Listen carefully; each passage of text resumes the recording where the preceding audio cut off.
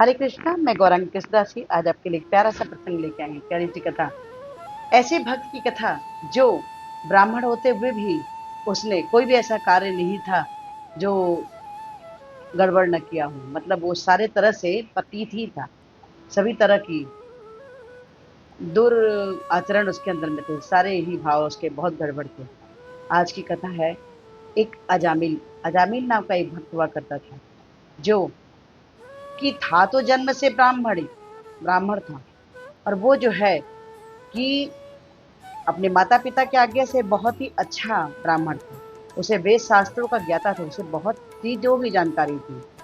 वो हमेशा ही अच्छे कर्म में ही लगे रहा करता था। लेकिन उसकी कुछ ऐसी घटना है कि हम आपको बताना चाहेंगे।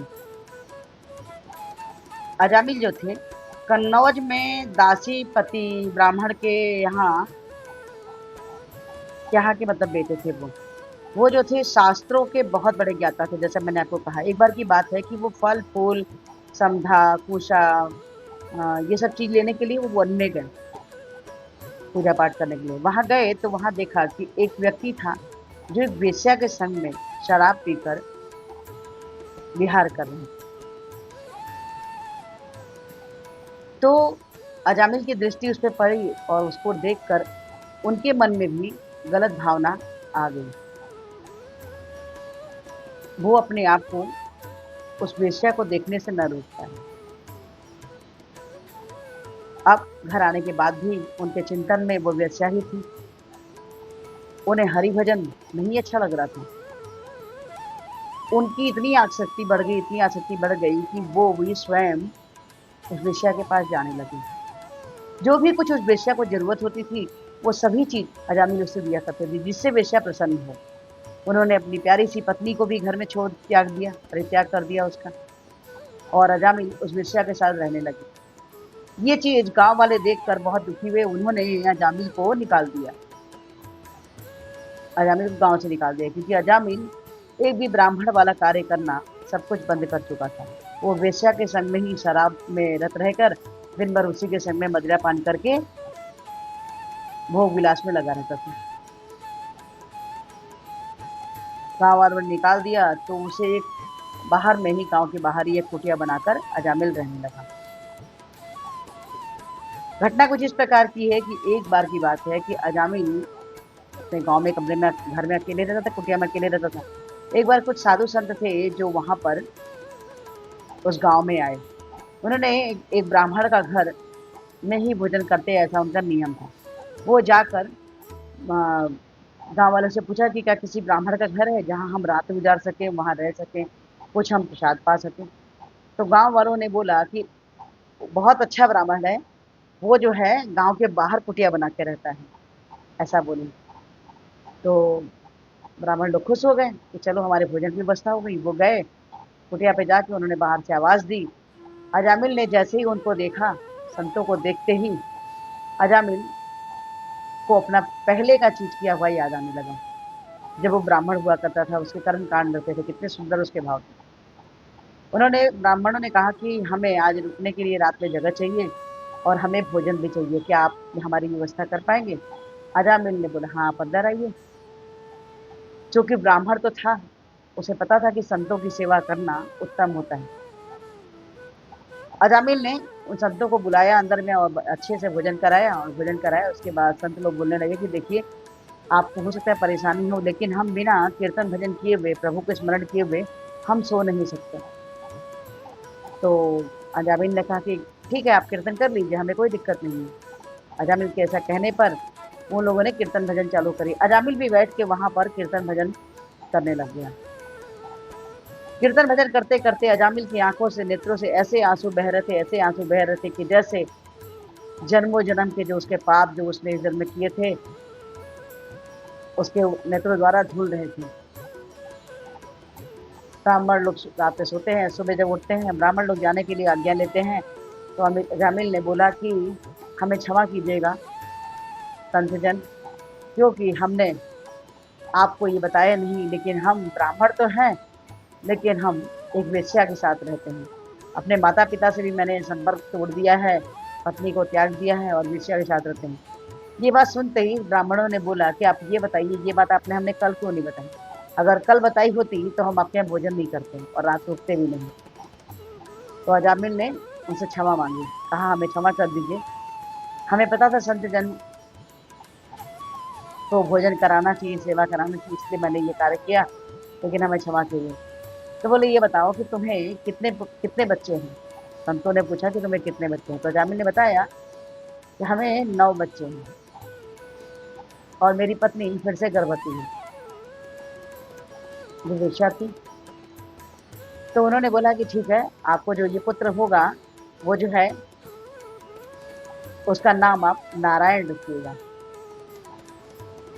अब अजामिल ने बोला कि साधुओं के हिसाब से, कहे के हिसाब से, तो जब बच्चा जन्म लेता है तो वो एक पुत्र ही होता है और उसका नाम उन्होंने नारायण रखा।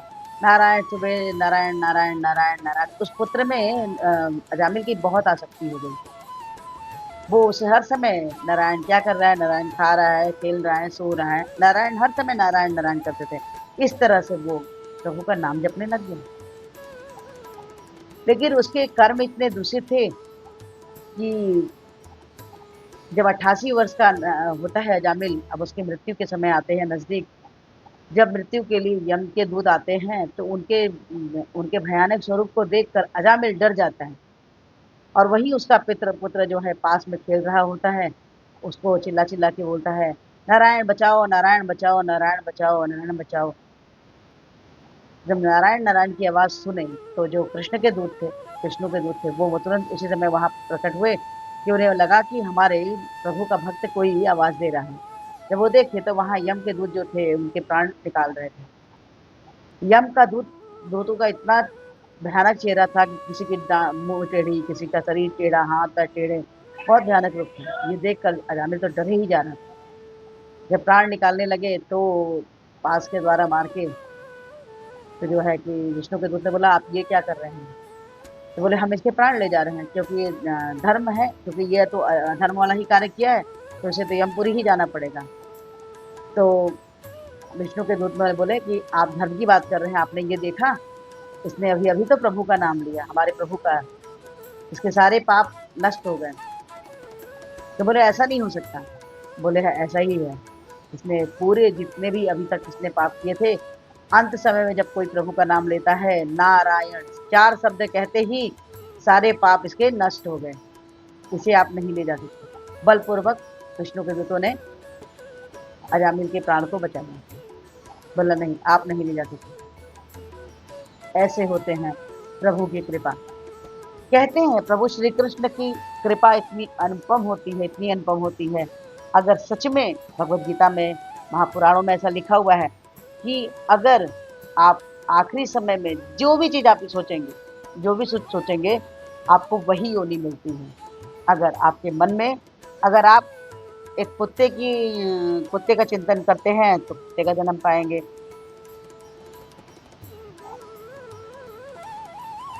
धन का चिंतन करेंगे तो आपको नाग योनि मिलेगी।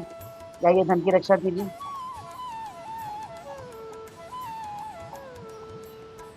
क्योंकि अगर प्रभु ने बोला, अगर आप आखिरी समय में प्रभु श्री कृष्ण को याद करते हैं, नाम को याद करते हैं, नारायण को याद करते हैं, तो बिल्कुल निश्चिंत रहिए कि आपको प्रभु ही के ही दूत लेने, प्रभु ही लेने स्वयं आएंगे, यम के दूत नहीं। इसमें थोड़ी सी भी संशय नहीं रखनी चाहिए। क्यों? क्योंकि कृष्ण हमारे जो है, प्रभु जो है, वो संशय करने योग्य है ही नहीं। आप भरोसा रखिए, विश्वास रखिए, सच्चे मन से विश्वास रखिए कि प्रभु जरूर जरूर जरूर आएंगे। क्योंकि कहते हैं कि इस धरती पर जो भी कोई है, कोई पुण्य का कार्य करता है, कोई पाप का कार्य करता है, कोई मिश्रित कार्य करता है, कार्य तो करता है, और जो भी कुछ करता है उस आधार पर ही उसका आखिरी में निर्णय होता है। ये छोटी सी अजामिल कथा आपको कैसी लगी? अगर अच्छी लगी हो तो प्लीज़ लाइक कीजिए, शेयर कीजिए, सब्सक्राइब कीजिए और इस वीडियो को विनम्र प्रार्थना कि हमारे पूर्ति इतिहास के प्रपाद में हरे कृष्ण महामंत्र अपने बोले हैं जो कुछ इस प्रकार से है, हरे कृष्ण कृष्ण कृष्ण हरे हरे, हरे राम राम राम हरे हरे। तो हरे कृष्ण महामंत्र जपिए, कृष्ण प्रिय बच्चे बजाए, प्लीज़ प्लीज़ प्लीज़ आज से एक बार जब ये चलता है तो 2 तो से 4, 4 से 6, 6 से 8, 8 से 16 जैसे 16 माला कहते हैं कृष्णा की हेतु कृपा के पात्र बन जाते हैं। तो हरे कृष्ण महामंत्र जपिए, कृष्णा की हेतु कृपा के पात्र बनिए। हरे कृष्णा, राधे राधे।